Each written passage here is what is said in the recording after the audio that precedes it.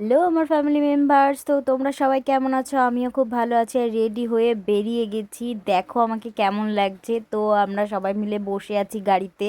তো তোমাদেরকে দেখাচ্ছি কেমন লাগছে, বলো সবাইকে খুব সুন্দর লাগছে না? তো চলে যাব মন্দিরের উদ্দেশ্যে, যেহেতু মন্দিরে কাকা আর কাকিমা প্রণাম করে আসবে ওখানে। ওদের কি নিয়ম ছিল, ওই জন্য যাবো আমরা সবাই মিলে। আর মাঠের রাস্তাগুলো কি সুন্দর। তারপরে দেখো আমরা হাই রোডে উঠে গেছি। আর এটা কিন্তু আমার বিয়ে বাড়ির ব্লক 3, মানে বাপের বাড়ির 3 ব্লক, ঠিক আছে? তো এই দেখো আমাদের এখানে না সেদিনকে জল ঢালা ছিল। তো এই প্যান্ডেলগুলো যেগুলো দেখতে পাচ্ছ, এই রাস্তায় রাস্তায় সব জল, সব খাবার দাবার এরকম দেওয়া হয় সব কিছু, ঠিক আছে? তো এখানে খুব ভালো পরিষেবা দেয় সবাই। তো এখান দিয়ে অনেক দূর হেঁটে হেঁটে সবাই জল নিয়ে আসে, নিয়ে এসে জল ঢালে। তো আমরা বসে একটু গাড়িতে গান চলছিল, তো একটু নাচানাচি করছিলাম সবাই মিলে, হাসাহাসি করছিলাম। তারপর আর কি বলো তো, গাড়িতে উঠলে না একটা বাজে গন্ধ বার হচ্ছিল, যেই কারণে আমার শরীরটা না খুব অসুস্থ করছিল। তো আমি প্রথম প্রথম বুঝতে পারিনি, প্রথম প্রথম তো নাচবাজ করছিলাম, তারপরে পৌঁছে গেছিলাম।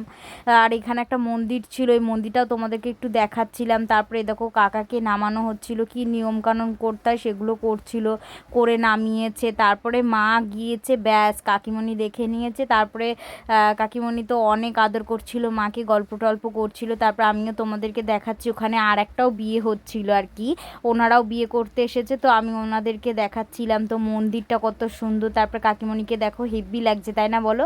তারপরে আমরা সবাই ওখান থেকে নমস্কার করে তারপরে চলে এসেছি। আর আমার সত্যি শরীরটা খুব খারাপ লাগছিল। আর এই প্লাস্টিক দিয়ে ঘেরা এগুলো কি বলো তো, এখানে চাষ হচ্ছে, এটা হচ্ছে তোমার ফার্মেসি, বুঝেছো? এখানে অনেক গাছপালা তোমরা পেয়ে যাবে, এখানে অনেক কিছু চাষ হয় এখানে। তো তারপর আমরা চলে এসেছি আর একটা মন্দিরে, মানে আমাদের বাড়ির কাছেই। তো ওই মন্দিরে এসে প্রণাম টনাম করে নিয়ে বাড়িতে চলে এসেছে। তো সিঁদুর পরিয়েছিল তখন নাকে পড়েনি বলে কাকি খুব রাগ করছিল। তারপরে কাকা আবার ঘরে এসে পরিয়ে দিয়েছে, বলছে নাও এবার খুশি তো। আর ইচ্ছে করে নাকেও ছিটিয়ে দিচ্ছিল। আর এই যে সোনটা পাখিকে দেখতে পাচ্ছ, এই সোনা বাবুটা কি কিউট জানো তো। আর প্রচণ্ড হাসছিল, শুধু হেসেই যায় হেসেই যায়। আর এত ভালো লাগছিল, সবার কোলে যাচ্ছিল। তো আর এই যে বিদায় বেলাটা, এই যে একটা জীবন মেয়ের জন্য কি কষ্টে, সেটা আর বলে বোঝাতে দরিয়ায় পারবো না তোমাদেরকে। বাপের বাড়ি ছাইড়া কইনা শ্বশুর বাড়ি যায়, ভাঙে ও কুল গড়ে জীবন দরিয়ায়। বাপের বাড়ি ছাইড়া কইনা শ্বশুর বাড়ি যায়। তারপর কাকিমণিদের বাড়িতে আমরা খাওয়া দাওয়া করেছি। খাওয়া দাওয়া করে অনেক লেট হয়ে গেছিলো, অনেক রাত হয়ে গেছিলো। আর আজকে রাস্তায় দেখতে পাচ্ছ এত লোক, মনে হচ্ছে 9টা বাজে, কিন্তু না, অনেক রাত হয়ে গেছিলো। যেহেতু তোমাদেরকে প্রথমেই বললাম আমাদের এখানে জল ঢালা হচ্ছে, তো এই জন্য এত ভিড় রাস্তাঘাট। আর তোমরা যদি কখনো জল ঢালতে আসো বা এমনি টাইমও আসো, ঘুরে যেও, গ্রামের পরিবেশ খুব ভালো লাগবে তোমাদের। আর দেখো এই বাইকটা চলে এসেছে, আমি এতটা ভয় পেয়েছি। আর রাস্তাঘাটগুলো তোমরা দেখতে পাচ্ছ, চারিদিকে অন্ধকার হয়ে গেছে। আর পুরো মাঠের মধ্যে দিয়ে সরু রাস্তা দিয়ে আমরা যাচ্ছি। আর এই যে যে জায়গাটা দেখতে পাচ্ছ বাসতলা, এখানে যদি একা একা ছেড়ে দেয় না, তাহলে হার্ট ফেল করে মানুষ এমনিতেই মরে যাবে, এত ভয়ানক জায়গা। তো তারপর আমরা বাড়িতে চলে এসেছি। আর বাড়িতে এসে আমাদের নিয়ম আছে, গাড়ি থেকে বউকে কোলে করে বাড়িতে নিয়ে যেতে হয়। আর পেছনে দেখো মা আসছে, মা যেহেতু সব নিয়মকানুন বলে দিচ্ছিল, মার অনেক দিন আগে বিয়ে হচ্ছে, কাকিমণি এখন আসছে।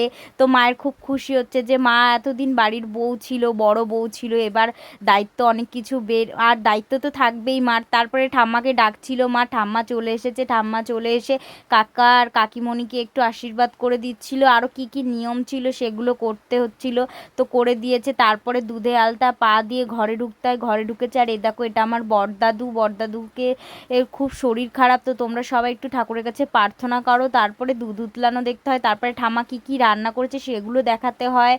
তো আমাদের মধ্যে অনেক নিয়ম আছে বাঙালিদের মধ্যে, সেই নিয়মগুলো অনেক কিছু পালন টালন করার পরে তারপরে ওরা ঘরে ঢুকবে। আর ঘরে ঢোকার সময় তো আমরা কেউ ঘরে ঢুকতে দেব না। তো আমরা সবাই মিলে ঝামেলা করছিলাম, ঘরে দাঁড়িয়েছিলাম যে ঢুকতে তোকে দেব না। তো এবার ও আমাদের সাথে অনেকক্ষণ ধরে বলছিল। আর সবাই বলছে যে কাকাকে আমি তুই করে কেন বলি, কারণ কাকার বয়স আর আমার বয়স অনেকটাই ছোট বড়, মানে 1-1.5 বছরের ছোট বড় কাকার সাথে আমরা।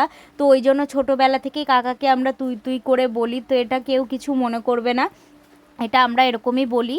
তো এবার সবাই মিলে আমরা একটুখানি তর্কাতর্কি করছিলাম, তো রূপাও একটু তর্কাতর্কি করছিল, তারপরে ফাইনাল হয়ে গেছে কত কি হবে। তো আমি এর জন্য ভীষণ খুশি হয়ে গেছিলাম যে ফাইনাল সব কিছু হয়ে গেছে।